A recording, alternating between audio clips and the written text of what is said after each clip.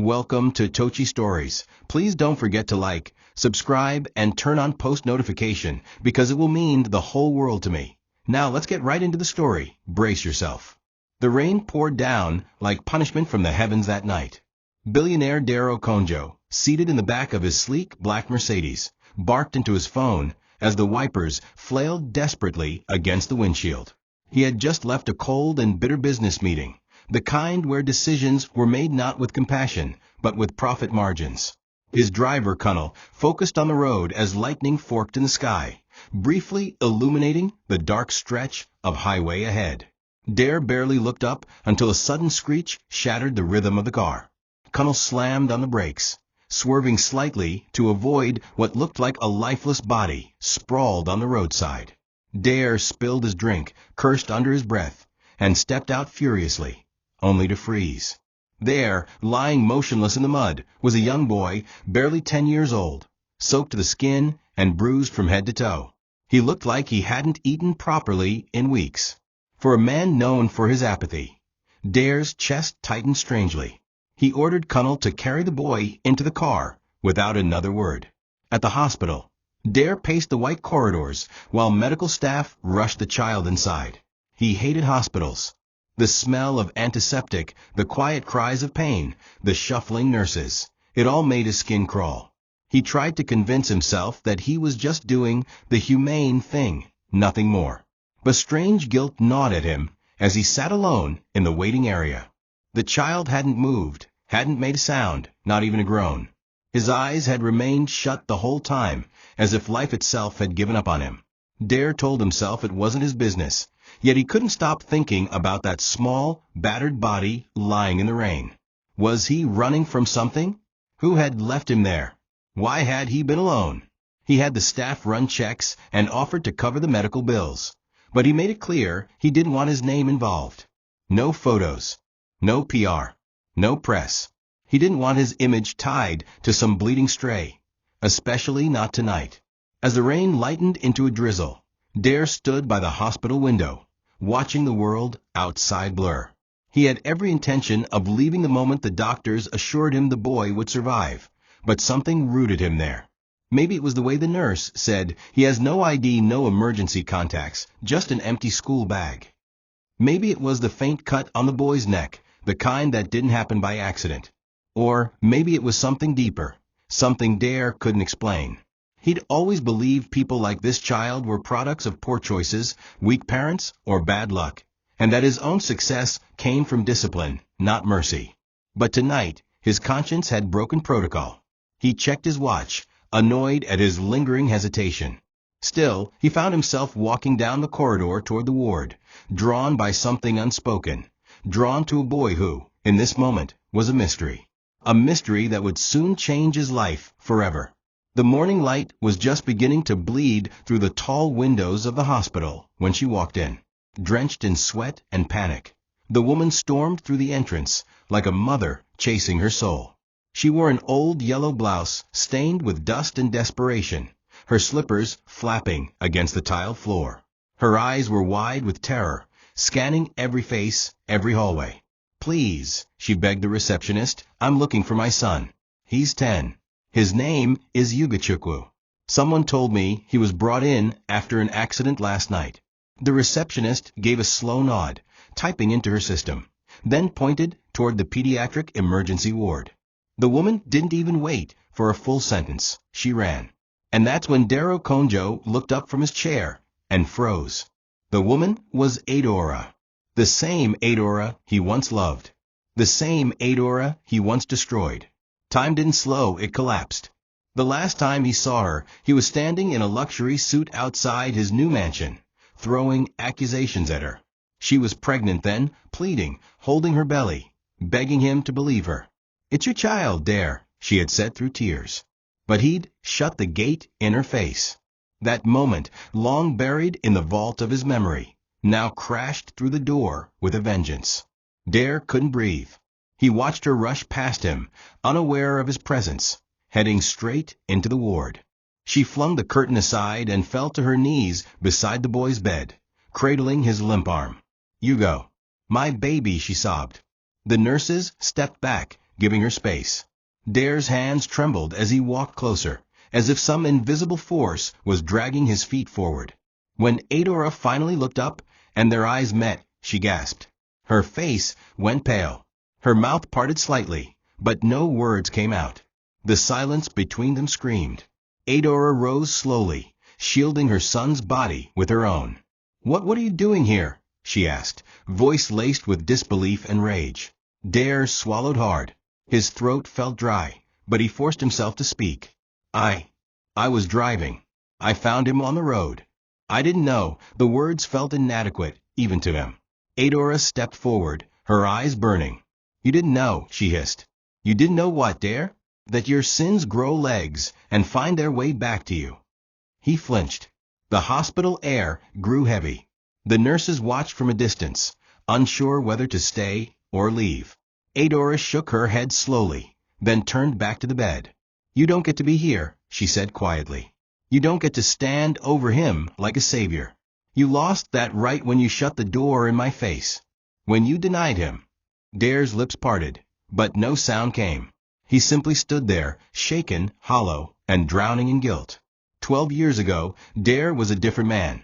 He wasn't yet the billionaire mogul gracing magazine covers or commanding boardrooms with a flick of a finger. Back then, he was a rising businessman, ambitious and arrogant, hungry for success and terrified of distraction. Adora had entered his life during a vulnerable season, when he was unsure of who to trust, when money was still slippery in his hands. She was a soft-spoken girl with deep eyes and an honest smile, the type who didn't care about wealth but asked you if you'd eaten. She believed in him before anyone else did, stood by him when he had nothing, and even helped him write pitches late into the night. But when she came to him with news of her pregnancy, everything changed. Fueled by paranoia and pride, Dare accused her of lying, claiming she wanted to trap him with a child. "It's not mine," he'd snapped. "Go find the real father." Adora had begged, cried. She had tried to remind him of their nights together, their dreams, their promises. But Dare had already started dating the daughter of a senator, someone powerful. A scandal would have crushed the partnerships he was building. So he silenced Adora with a fat envelope of cash and told her to disappear. She threw it back in his face. The next time she showed up at his gate, heavy with child and eyes swollen from tears, Dare didn't even come out.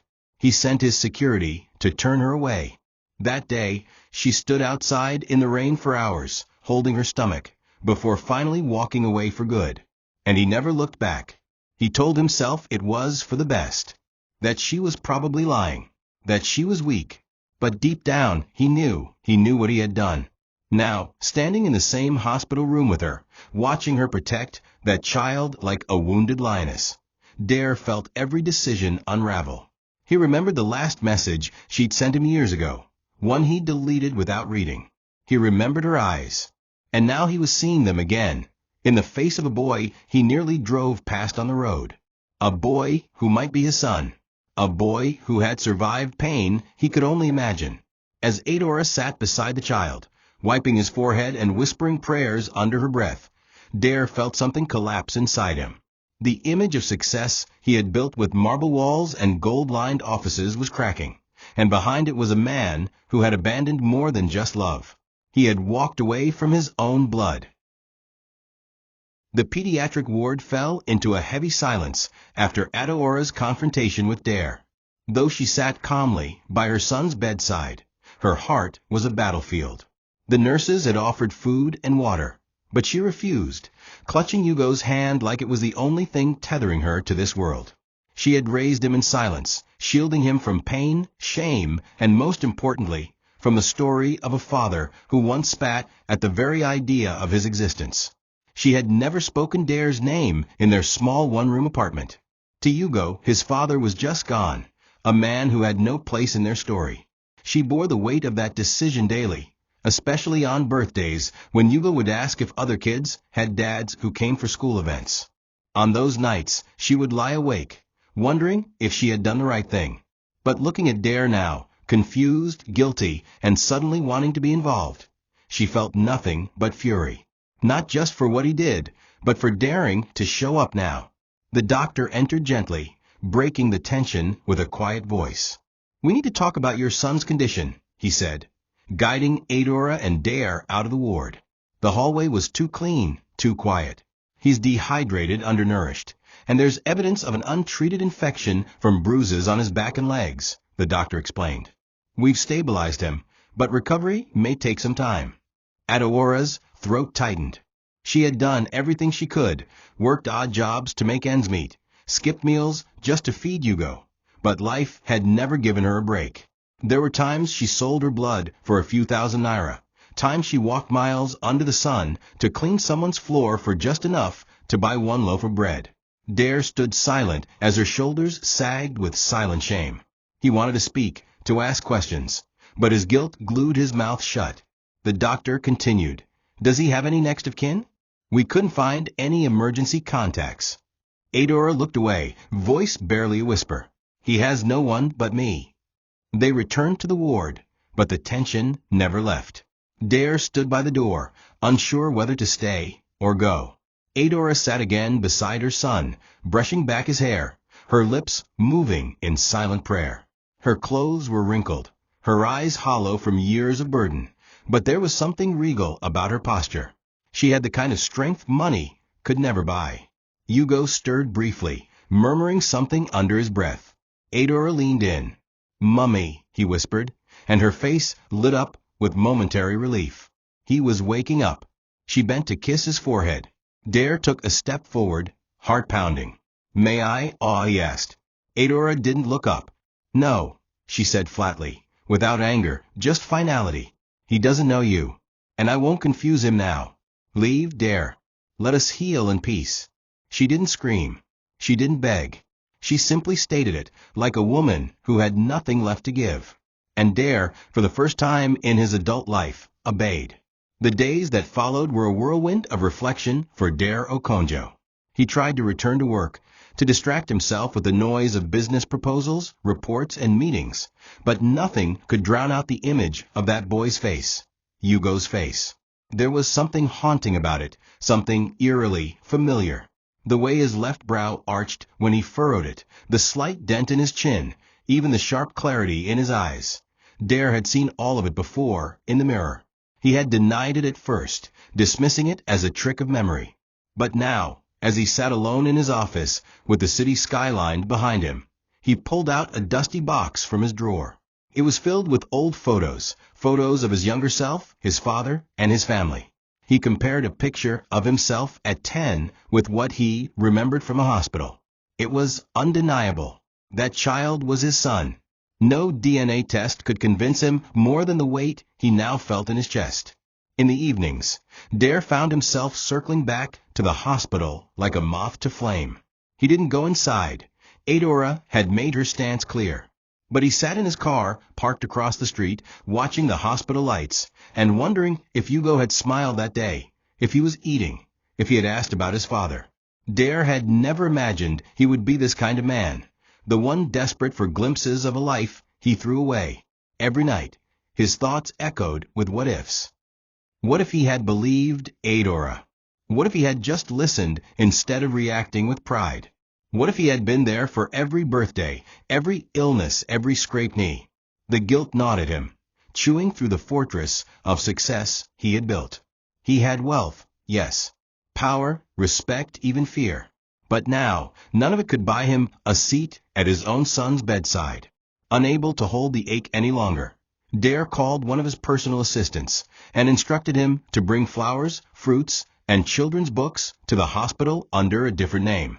He hoped Adora wouldn't reject the gesture if she didn't know it was from him. But deep down, he feared she would know, and reject it anyway. He knew her pride, her quiet strength. She wouldn't accept bribes wrapped in roses. This wasn't about money anymore. It was about time lost, the years he would never get back.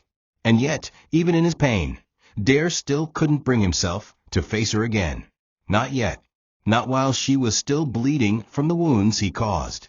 So he remained in the shadows, a billionaire prisoner to his own regrets, watching a woman and child who used to belong to him, who might still, if only he could undo the day he turned them away. Yugo's recovery was steady, but slow. The bruises faded quicker than the silence.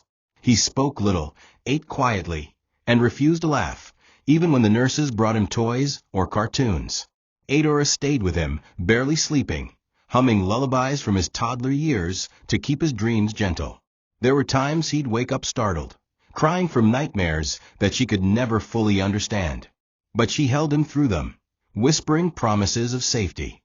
What pained her most wasn't just his physical injuries, it was the emptiness in his eyes. Yugo had always been a bright child, playful and curious. But ever since the incident on the road and the brief interaction with Dare, something had shifted. He asked fewer questions. He looked out the window more. She feared the seed of his father's identity had already been planted in his heart, despite all her efforts to protect him from that pain. One afternoon, as Adora fed him jollof rice on his hospital bed, he finally spoke. "Mummy, who was that man?" he asked quietly. Her hand paused midair, spoon suspended between them. Her heart thumped loudly in her ears. She wanted to lie, to push it aside with just a kind stranger, but she couldn't do that anymore. "He's someone I knew a long time ago," she said carefully. "He's not important." Yugo looked down at his plate, picking at the rice. "He looked like me." The words shattered her. She had tried for so long to keep the resemblance hidden, to keep Dare out of the picture, believing that absence would hurt less than rejection. But now, it seemed the truth was clawing its way out. Adora sighed and placed the plate down.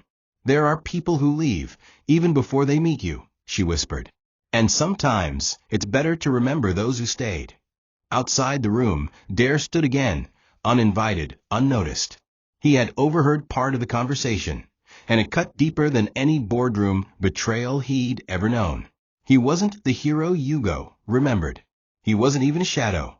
He was a stranger with the same blood, the same nose, and the same regrets that would follow him to his grave. He watched the boy through the narrow window and saw not just his reflection, but his failure. A father in form, but not in function. He turned to leave again, but this time something stopped him. He made a call to one of his most trusted aides. "Find out where they're living," he said softly.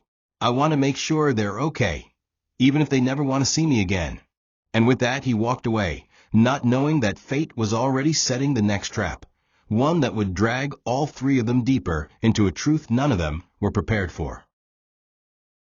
In the days that followed his visit to the hospital, Daryl found himself crumbling under the weight of memories he had spent years suppressing.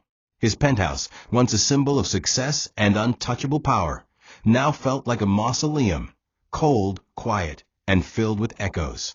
He could no longer enjoy the luxury of silence.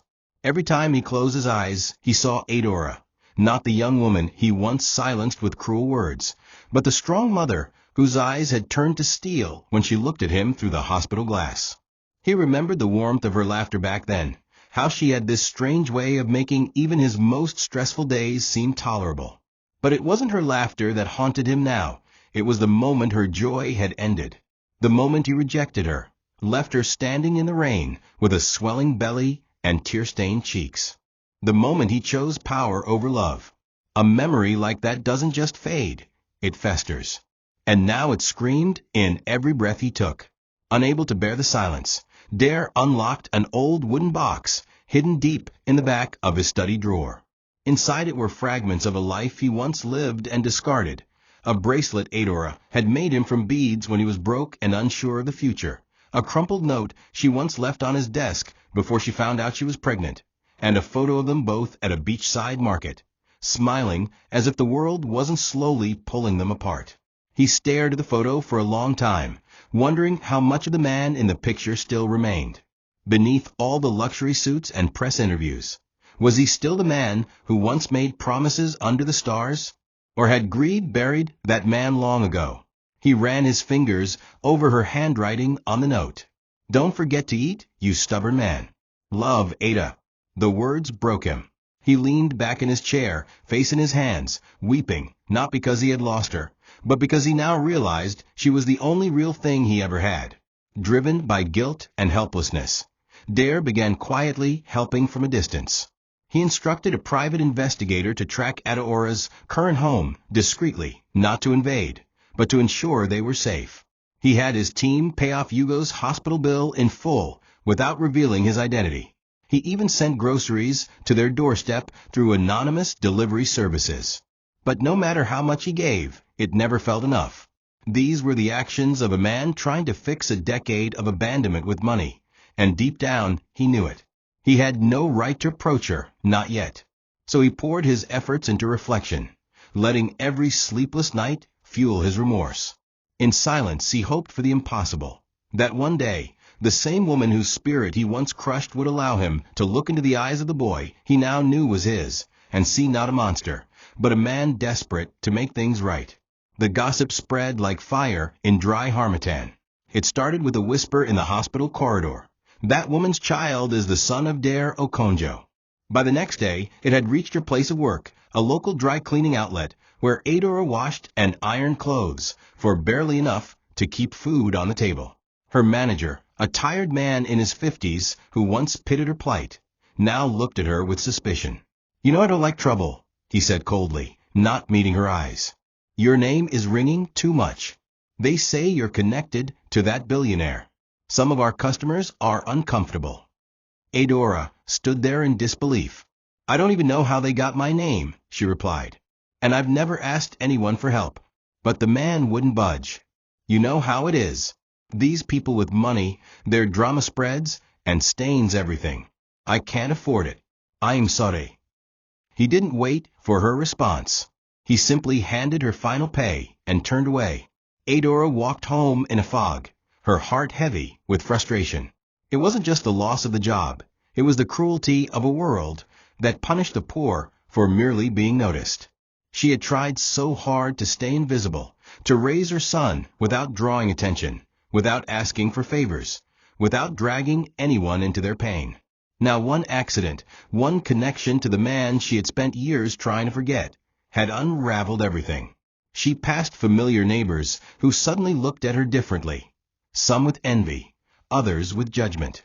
"She'll soon be living in Banana Island," one woman scoffed under her breath. Another whispered, "Watch, she'll use the boy to collect hush money from the billionaire." Adora ignored them, but each comment stabbed deeper than the last. Her dignity, which she had guarded like a fortress, now felt cracked and vulnerable. She had survived poverty, hunger, and even childbirth alone, but the sting of public shame, laced with lies, was something else entirely. At home, she sat beside Yugo's bed and stared at the wall. He was recovering, his color returning, but he noticed her silence. "Mummy, are you okay?" he asked. She smiled and kissed his forehead. "I'm okay, baby. Just a little tired." But inside, she wasn't okay. She was unraveling. She had no job, no savings, no backup. She could feel the walls closing in, and yet she couldn't bring herself to seek help, not even from Dare. Especially not from Dare. To accept anything from him now would feel like surrender. And she had not fought this long to become someone's charity case. That night, when Yugo fell asleep, she sat at the window and watched the moon, whispering prayers to a God she wasn't sure still heard her. All she wanted was a little peace, a little light. But peace felt like a luxury now, and light, like something that had been taken long ago and hidden behind Daryl shadow. When Adora decided to disappear, it wasn't out of spite, it was survival. After being fired, mocked, and whispered about, she knew she couldn't give her son a stable recovery under the public eye. She packed what little she had into 2 bags, clothes, medication, a few school books, and a tiny Bible Yugo always kept by his pillow. She didn't tell the nurses or the neighbors. She simply left in the early morning, carrying her son gently as he slept, bundled in a blanket. They moved into a crumbling one-room flat at the far edge of town, tucked behind a row of shops and noise. The rent was cheap, and the landlord didn't ask questions. It was a place where the lights flickered, the tap leaked, and rats danced freely. But it was quiet. And for Adora, quiet was safety. She could start over again, not because she wanted to, but because she had to. Life had given her no other choice. When Dare learned from his investigator that Adora had left without a trace, something in him cracked deeper. He drove to the hospital, hoping she'd return, only to be met with the nurse's blank stares. "She checked out days ago," one said. Didn't say where she was going. He spent that night driving around the city aimlessly, searching roads, slums, and places she once mentioned during their time together. But the city had swallowed her. And for the first time, he realized just how deeply she had severed their link. Not only had she left, she had made sure he couldn't find her. It was a goodbye colder than any word spoken. He returned home that night, sat on the edge of his bed, and stared at his reflection in the mirror for hours. He looked like a man who had lost everything, yet still owned everything. It was a strange paradox, to be wealthy in the world's eyes and bankrupt in the eyes of the only people who mattered. In her new space, Adora tried to build a fragile rhythm. She cooked with a small coal pot, washed clothes by hand, and gave Yugo his antibiotics like clockwork. But every time he smiled or tried to walk without flinching, her heart broke a little more, not from pain, but from pride. He was strong, resilient, and he deserved more than this. Still, she kept her head down and refused to look back. Love in her eyes was a cruel luxury she couldn't afford. And Dare? He was a ghost now, a lesson carved into her bones. But what neither of them knew was that fate was not finished. It would soon drag them together again in a way that neither of them could control. A way that would challenge not only their hearts, but everything they thought they knew about love, forgiveness, and family. In their new home, a cramped room with peeling paint and a broken ceiling fan, Adora started life all over again. She had done this too many times, too many places. But this time felt different, heavier. Her body ached from fatigue, and her eyes stung every morning from lack of sleep. She couldn't afford to rest. With Yugo's health still fragile and her savings down to her last crumpled bills, she resorted to selling fruits by the roadside, a humiliating fall from the cleaning jobs she once held. But she had no pride left to preserve, only a child to keep alive. Each morning she carried a basket of oranges and bananas balanced on her head, walking barefoot across the market square before the sun rose. She picked a shaded corner along the highway and called out with a cracked voice, "Buy fresh fruit, sweet banana, good orange." Some ignored her. Others bargained too hard. But no one asked her name, and that, for now, was her only comfort. Yugo sat under a broken umbrella nearby, with his schoolbooks and water flask.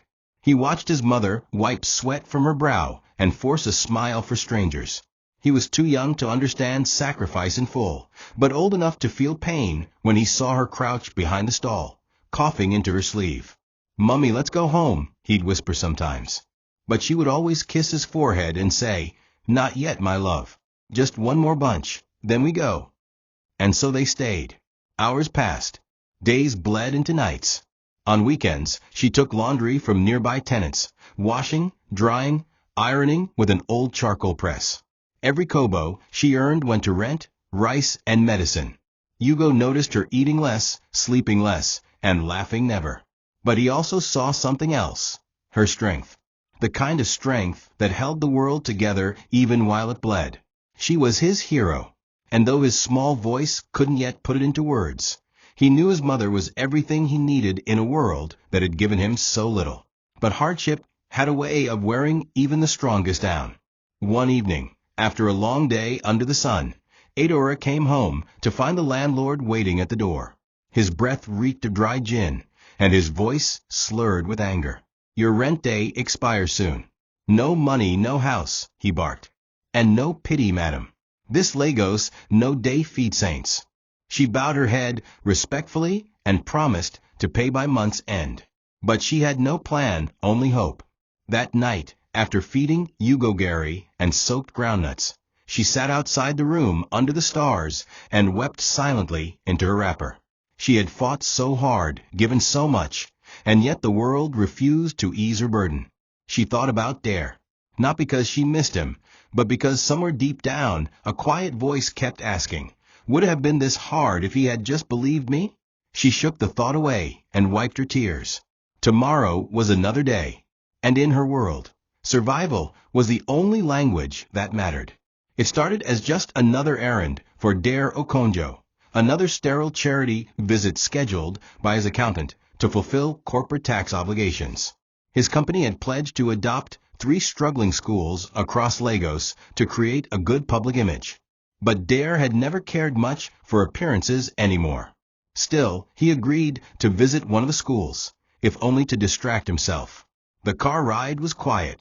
He stared out the tinted windows, lost in thought. It had been weeks since Adora vanished, and the silence she left behind felt heavier than any insult. When they arrived, the school looked like it had been built before independence. Cracked walls, rusted gates, and children in faded uniforms running barefoot through dust. He stepped out reluctantly, followed by 2 aides, as the principal welcomed him with a nervous grin. The man ushered him around the compound, pointing out their needs, their challenges. Dare nodded politely, barely listening. His mind drifted elsewhere, until he turned a corner and saw her. Adora was crouched behind a row of classrooms, bent over a basin of soapy uniforms. Her sleeves were rolled up, her fingers soaked, and her eyes downcast as she scrubbed a stained white shirt. She hadn't seen him, but Dare froze. Everything around him blurred. There were no aides, no teachers, no cameras, just that image of her, working in silence, just like she did for him years ago. Only now, her face looked different, older, thinner, worn from life's cruelty. But her hands moved with the same grace. He took a step closer, heart pounding. One of the teachers noticed his pause and followed his gaze. "Oh, that's just the washerwoman," she said casually. "She comes once a week. Very quiet woman, never begs. Her son was sick recently." The word struck like lightning. Dare stepped forward. "Adora," he whispered. She looked up slowly. For a second, confusion flickered across her face. Then recognition. Then something colder. Anger buried so deep it had turned into numbness. She stood slowly, wiping her wet hands on a rag, her posture straight. "What are you doing here?" she asked, voice flat.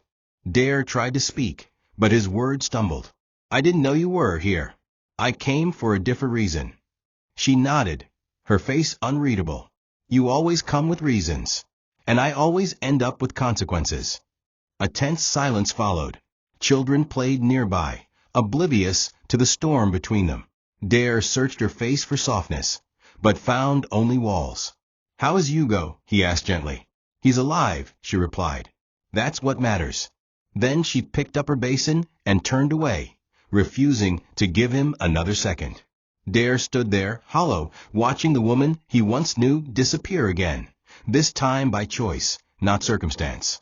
Later that week, while Adora was sorting a neighbor's laundry under the fading light of dusk, Yugo sat cross-legged on their small mattress, staring at the wall with questions burning behind his eyes.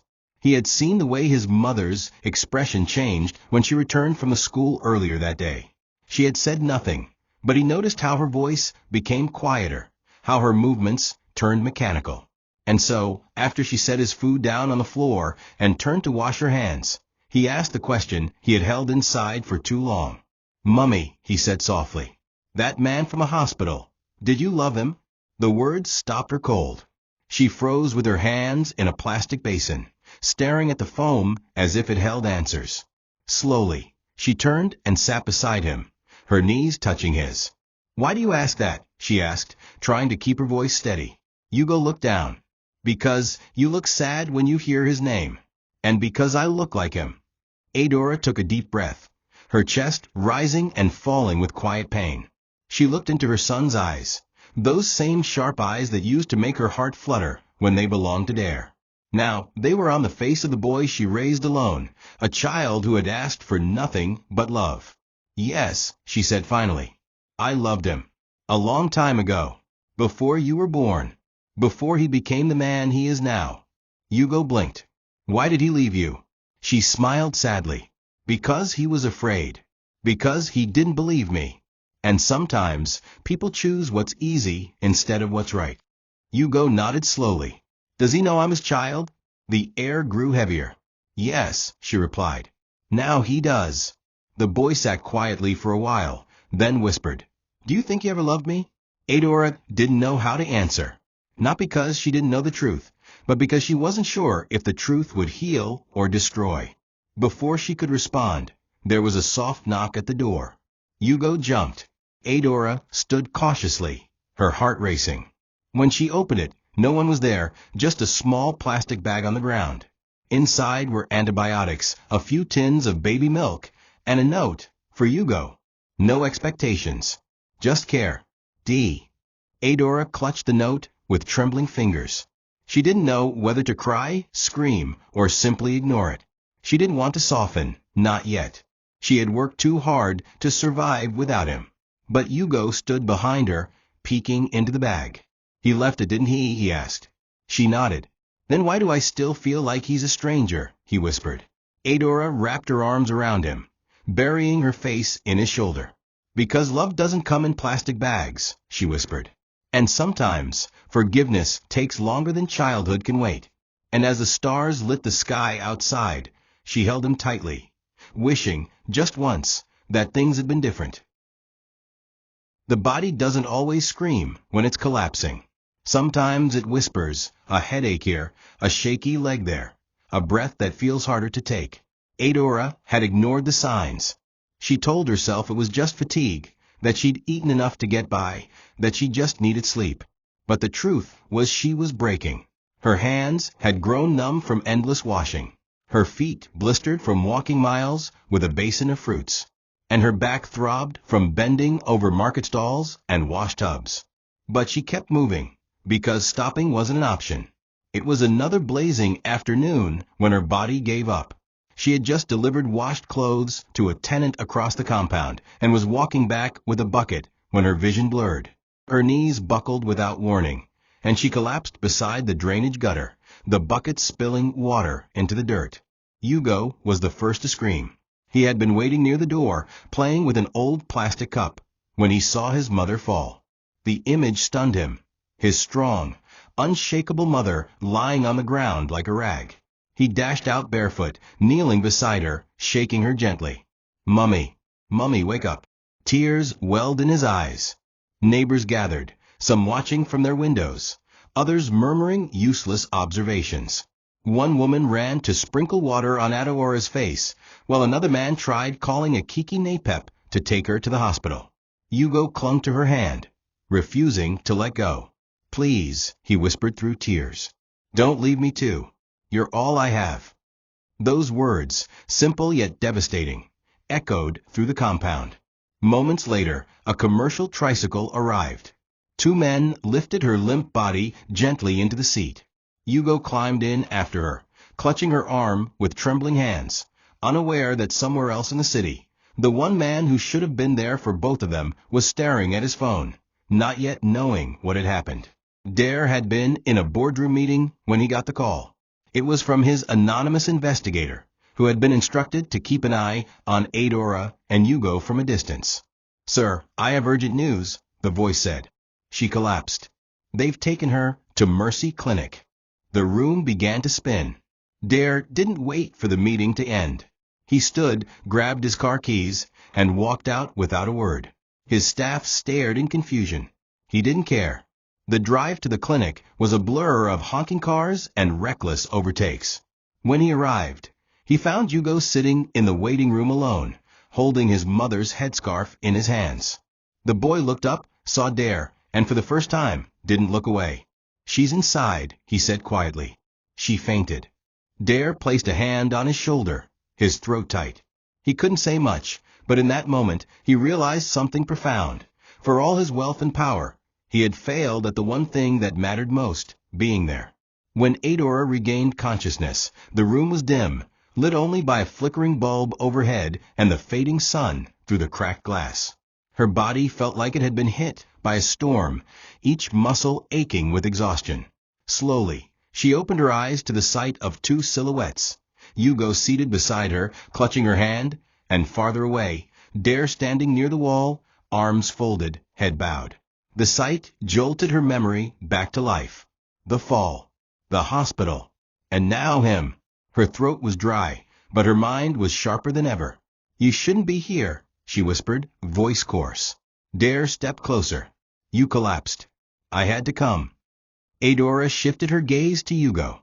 "You're okay?" she asked. He nodded. "Yes, Mummy. I didn't leave you." She smiled faintly, then turned back to Daryl. I told you he doesn't need you.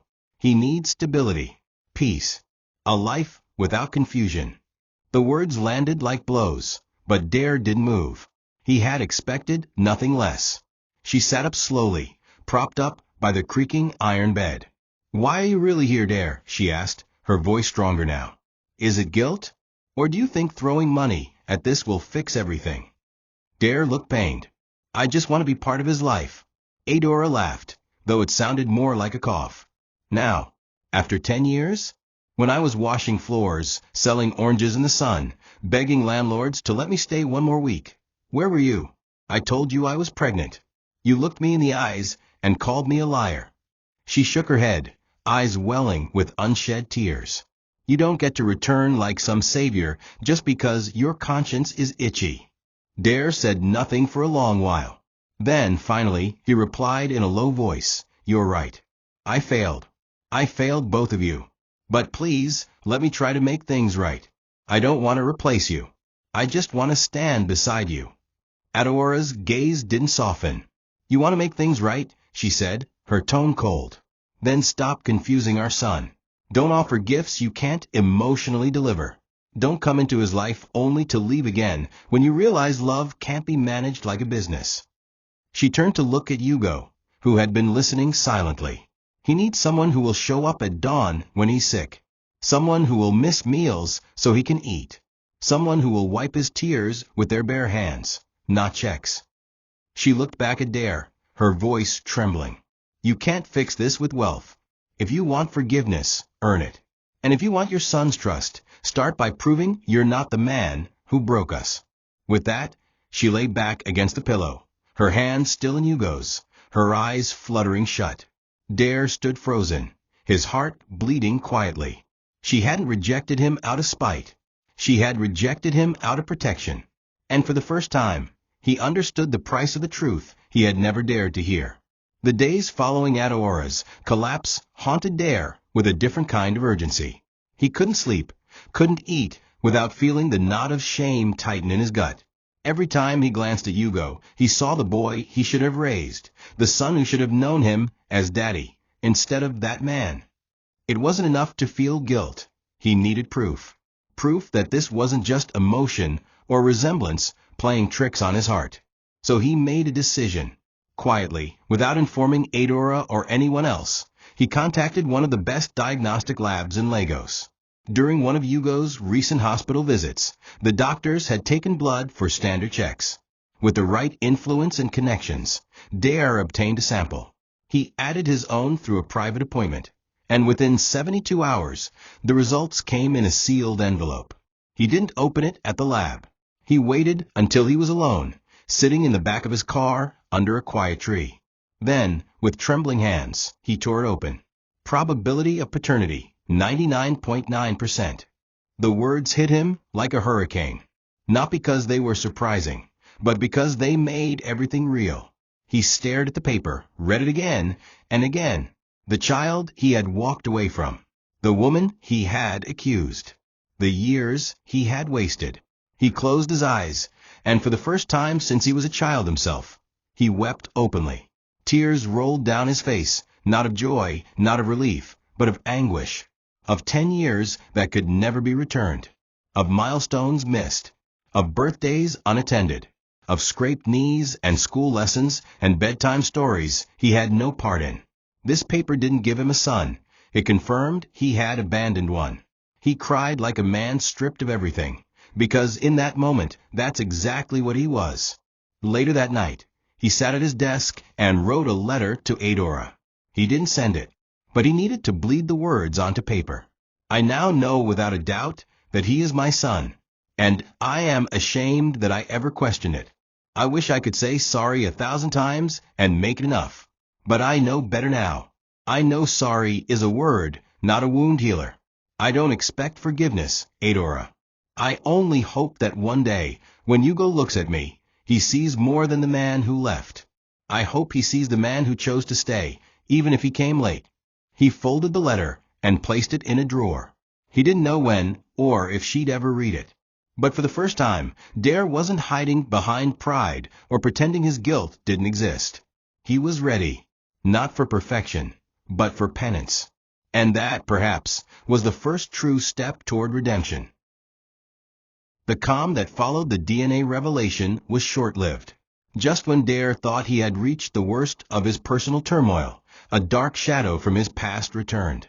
Kingsley, a former employee he had fired 5 years ago for embezzlement, had re-emerged, not just angry, but vengeful.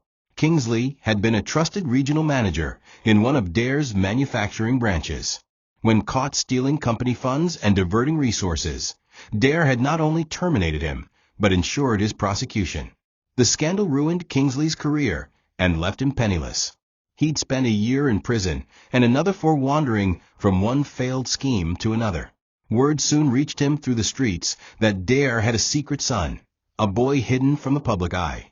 A boy who lived quietly in the slums with a woman Kingsley vaguely remembered seeing once at Dare's old estate gate. Revenge had found a new, vulnerable target. It started with surveillance, watching Adora's routine, learning Yugo's habits, and identifying their vulnerabilities. One evening, while Adora was away at a neighbor's house ironing clothes, Yugo stepped outside to buy groundnuts from a roadside seller. That was when it happened. A black car screeched beside him, and 2 masked men jumped out, grabbing him swiftly. The seller screamed. Neighbors rushed out. Chaos erupted. Thankfully, a mechanic named Bassie from 2 houses away saw the commotion and chased after the car with a spanner in hand. Others joined. Fearing they'd be caught, the kidnappers threw Yugo out of the moving car just before speeding away. He hit the ground hard, scraping his arms and knocking his head against the pavement. When Adora returned and saw her son surrounded by strangers, bleeding and shaking, she collapsed to her knees. "Not again," she whispered, holding him close. "Not again, God, please." The news reached Dare within an hour. His driver barely finished the sentence before Dare bolted out of the building. By the time he arrived at the clinic where Yugo was being treated, Adora was pacing in rage, her eyes red and wild. "I warned you," she screamed the moment she saw him. "I told you not to bring your chaos into our lives. Look what you've done." Dare tried to speak, but she slapped him across the face, not out of hatred, but fear. "He could have died, Dare. My baby could have died." Yugo sat quietly on the hospital bed, his arm bandaged, his eyes distant. Dare, trembling from the slap and shame, lowered his voice. "I didn't know. But I swear, whoever did this won't go unpunished. I will find them." Adora scoffed. "With your money? Will you buy safety for us too? Or just more apologies?" Her voice cracked as she looked back at her son. "You don't get to bring danger into his life and pretend to be the hero when it backfires." But something changed in Yugo's gaze that night, a flicker of understanding, even pity. Because for the first time, the boy realized Dare wasn't a villain. He was a broken man trying, desperately, to be a father. Dare didn't sleep that night. After ensuring Yugo was stable, he returned to his car and sat for hours in the parking lot, staring at nothing. The slap still burned on his cheek, but the deeper sting came from the truth in Adora's words. She was right. His presence had drawn wolves to their door. His pride had dragged them out of hiding and made them targets. And even now, despite everything he had lost and learned, he was still struggling to fix things with power instead of presence. The next morning, he made a different choice. He left the office to run itself. No assistants. No drivers. Just Dare in a simple shirt, walking down the slum alleys until he found Adora's door. She opened it slowly, eyes tired, lips tight. "What are you doing here?" she asked. "I needed to come," he said. "Not to defend myself. Just to talk. To ask. To beg."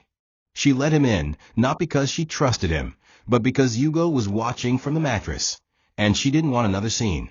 Dare sat on the edge of a broken plastic chair and spoke with a rawness she had never seen. "I got the DNA results," he began, his voice low. "He's mine. I knew it even before the test. But seeing it on paper, it shattered me." Adora folded her arms, eyes fixed on him. "And what do you want now?" she asked. "Forgiveness." Dare shook his head. "No, not if you're not ready. I want a chance to be in his life. Not as a savior, not as a hero, just as a father. I don't want to replace the years I lost. I can't. But maybe I can start from today. His voice cracked, his hands trembled. Yugo looked between them, wide-eyed. Adora studied Dare's face, searching for lies. She didn't see a billionaire in that moment. She saw a man stripped to his emotional bones. Silence filled the room. Then Yugo spoke, soft, uncertain. "Mummy, I want to know him." Adora's breath caught in her throat. She turned to her son, shocked. "You do?" Yugo nodded slowly. "He saved me twice now. And I don't know why, but when he looks at me, it feels like something I've missed all my life." Her heart cracked a little at those words. She had raised her boy to be wise, discerning, and brave. And now, he was choosing truth over resentment. Adora looked at Dare, her face softening just slightly. "If you want to be in his life," she said, "you do it on our terms. You show up. You commit. No cameras. No speeches. No gifts to buy love. Just presence. And the moment you disappear again, the door closes for good." Dare nodded, eyes shining. "Deal." And in that fragile moment, something shifted. The past still loomed. The pain still pulsed. But a door, however narrow, had opened. The weekend arrived with cautious hope. It was the first time Adora had ever allowed Yugo to spend extended time alone with Dare. She packed his bag with extra clothes, his medications, and a food flask, and knelt to hug him tightly at the gate. "Call me if anything doesn't feel right," she whispered. "Always speak up, even if your heart is confused." Yugo nodded, hugging her tightly before climbing into Dare's car.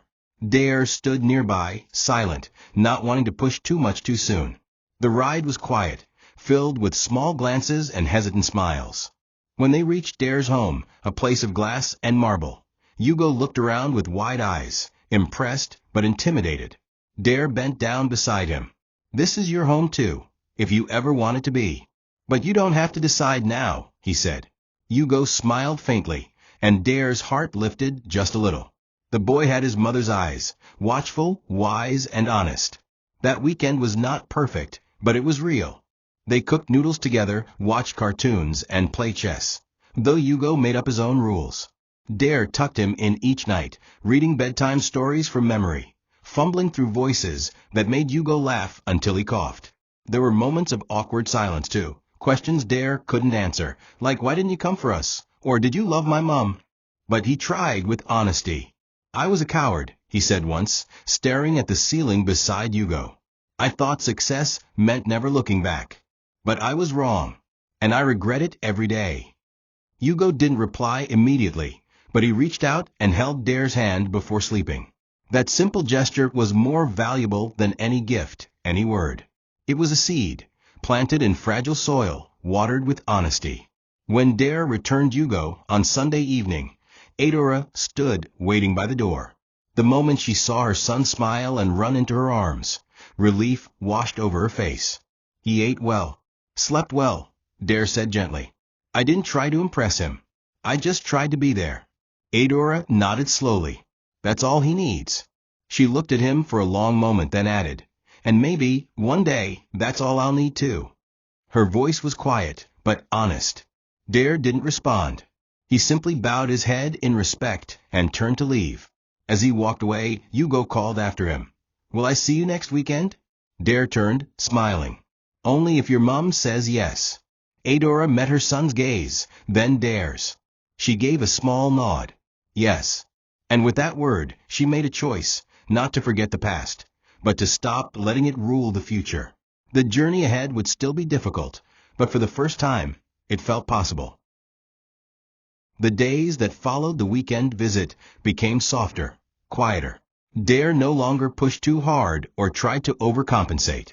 He simply showed up, for every doctor's appointment, every call from school, every random afternoon when Yugo asked if he could stop by.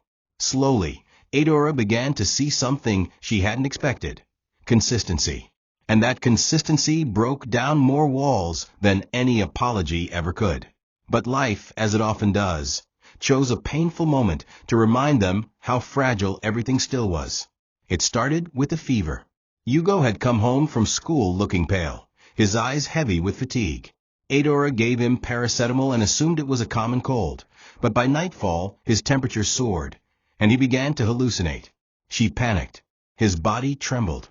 He clutched her arm and cried in confusion. "Mummy, the walls are moving," he whispered. She screamed for help, called the nearby clinic, and within minutes, Yugo was rushed into emergency care. When Daryl arrived at the hospital, soaked from rain and breathless from fear, he found Adora pacing like a woman whose soul had cracked in half. "What's happening?" he asked. Her voice was broken. "They said it might be typhoid, maybe malaria. But his immune system is weak from everything he's been through. They're running more tests." Dare didn't ask permission. He placed his palm on her back, grounding her. For the first time, she didn't push it away. Instead, she leaned into him slightly, just enough to let him know she couldn't hold the world up on her own anymore. Hours passed. Yugo was placed on a drip, his small arm swollen where the needle entered. The boy mumbled in his sleep, and both parents sat quietly, praying in silence. Then, in the deep hours of the night, as Dare was adjusting Yugo's blanket, the boy stirred and whispered, "Daddy, don't go." Those words shattered everything. Adora froze. Dare's eyes welled with tears. He sat beside the boy and took his hand. "I'm here, son. I'm not going anywhere." The boy smiled faintly before drifting back into sleep. Adora stared at them, her heart bleeding, healing, and surrendering all at once. She stepped outside the room and finally let herself cry, loud, gut-wrenching sobs that had waited 12 long years to be released. All the nights she had cried in silence while Yugo slept. All the times she had wanted to scream at the world. All the moments she had wished Dare would just say he believed her. And now here he was, not a man with excuses, but a father with presence. When she returned to the room, Dare stood up and met her gaze. "I don't deserve your forgiveness," he said softly. "But if there's anything left in your heart, anything at all, I want to earn it." And for the first time, Adora reached for his hand, not to push him away, but to hold it. 3 months later, everything looked the same on the surface. The dusty roads, the fading walls of their rented room, the distant hum of motorcycles. But inside, everything had changed. Dare still lived in his mansion, still ran his empire. But his favorite days were now the ones spent sitting on the floor of Adora's tiny room with Yugo on his lap, drawing cartoons or reading stories. He no longer tried to fix things with grand gestures. He started paying school fees quietly, bought a small fridge for the house when the old one broke, and waited for Adora's consent before making any decision. Their relationship remained guarded, careful, but rooted in something new: trust. He had become what he was always meant to be, not a man defined by what he owned, but by how he showed up for the people he had once abandoned. And Adora, too, began to heal, not because life got easier, but because she no longer carried the weight alone. One Sunday afternoon, Dare invited them to a quiet lunch at a park, not a luxury resort, just grass, trees, and laughter. Yugo ran around chasing butterflies, occasionally yelling "Daddy, look," while Dare and Adora sat on a bench beneath a mango tree. "He's different now," Adora said softly, watching her son. "He laughs more." Dare nodded. "So do you." They sat in silence for a while, the kind that no longer hurt. Then Dare turned to her. "I've been thinking. I want to build something for him. Not an empire. Just a home. A place where he never feels like he doesn't belong." Adora looked at him, unsure if she was ready for what he meant. "You mean move in?" she asked. Dare paused. "Only if you want that. I know I don't deserve to ask, but I'd like to try. As a partner. As a father. Maybe one day as a husband again." Adora blinked slowly. The pain hadn't vanished. The past hadn't changed. But in that moment, she saw a man who had been broken and rebuilt, not by wealth, but by remorse. Weeks later, they moved into a modest house Dare had bought under Yugo's name. Not the grand mansion in Akoi, but a peaceful bungalow on the city's outskirts, close to good schools, free from noise, and full of light. On the day they moved in, Yugo ran through the halls, giggling. Adora stood by the doorway, her eyes scanning the clean walls, the new furniture, the warmth of a space not built by bricks alone, but by second chances. Dare came up behind her, gently placing his hand in hers. She didn't pull away. And when Yugo called from the other room, "Mummy, Daddy, come see my room," they both moved as one. The journey had been long. The suffering had been deep. But in the end, victory didn't come through power. It came through presence, through healing, through choosing to stay. And in that quiet home, far from the headlines and the noise of success, a family once broken by pride began again. Not perfect, but whole. Thank you for watching this video. What did you learn from this story? Drop it in the comments. Please make sure you like, comment, and subscribe to my YouTube channel TOCHI Stories for more.